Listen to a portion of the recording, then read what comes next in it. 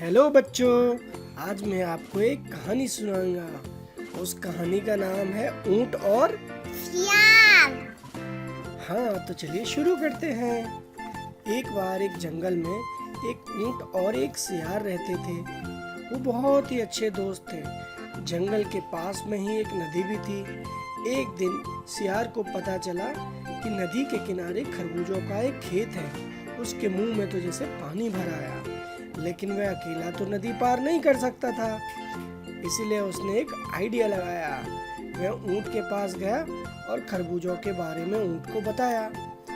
अब चूंकि ऊंट भी खरबूजा खाने की इच्छा रखता था, इसीलिए वह खुशी खुशी तैयार हो गया। उसने अपनी पीठ पर सियार को बिठा लिया और नदी पार करी। दोनों खेत में पहुंचे और उन्होंने खरबूजे खाने स्टार्ट किए। ऊंट धीरे धीरे खरबूजे खा रहा था और खाने का मजा ले रहा था। सियार खरबूजे को जल्दी जल्दी खा रहा था। बहुत सारे खरबूजे खाने के बाद में सियार ने जोर से चिल्लाना स्टार्ट कर दिया। ऊंट ने पूछा, मित्र, ये तुम क्या कर रहे हो? मैदान के मालिक आके हमें पीट देंगे। सियार ने उत्तर दिया, मैं अपने भोजन के बाद चिल्लाता हूँ, और अगर मैं नहीं चिल्लाऊंगा ना तो मैं अपने भोजन को नहीं पचा पाऊंगा, इसीलिए मैं चिल्लाऊंगा। और ऐसा बोलकर उसने चिल्लाना स्टार्ट कर दिया। अब जब मैदान के मालिक ने सियार की आवाज सुनी तो वह हाथ में एक लाठी लेकर आया। उसने सोचा, कुछ जानवर मेरे खेत को खराब कर रहे हैं, और उसने ऊंट को देखा और लाठी उठाकर उसकी कड़ी पिटाई करी। सियार ने किसान के ऊंट को पीटते हुए देखा और वहां से भाग गया।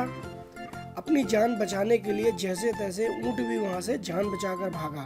ऊंट ने देखा कि सियार एक बड़े से पेड़ के नीचे आराम कर रहा है। जब उसने ऊंट को देखा तो वह हंसने लगा। ऊंट उस वक्त तो चुप रहा, उसने कोई शिकायत नहीं करी, लेकिन वह सियार से बदला लेने की सोचने लगा। वह नदी के किनारे गया तो सियार भी वहां पे आ गया। सियार ने ऊंट से उसे अपनी पीठ पर ले जाने के लिए कहा। ऊंट ने नदी पार करने के लिए उसको अपनी पीठ पर लाद लिया। अब जब वह नदी के बीच में था तो उसको एक योजना सूझी। यही वह समय था जब वह सियार से बदला ले सकता था। वह जानता था कि सियार को तैराकी नहीं आती, इसलिए वह पानी में बैठ गया और लौटना शुरू कर दिया।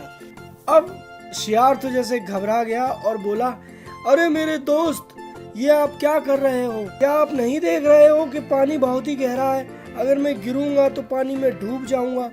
कृपया लौटना बंद करो। ऊंट ने उत्तर दिया, यह मेरा स्वभाव है। जब मैं गहरे पानी में होता हूँ तो मैं लौटना शुरू कर देता हूँ, मैं रुक ही नहीं पाता। सियार ने ऊंट से बार बार अनुरोध किया कि वह लौटना बंद करे, लेकिन ऊंट को तो कोई परवाह ही नहीं थी। आखिरकार सियार पानी में गिर गया और डूब के उसकी मृत्यु हो गई।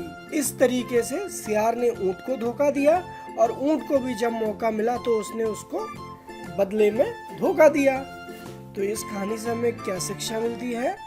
जैसे को तैसा। अगर आपको हमारा वीडियो अच्छा लगा हो तो इसे लाइक करें, चैनल पे सब्सक्राइब करें और बेल आइकन का बटन दबाना ना भूलें। टाटा।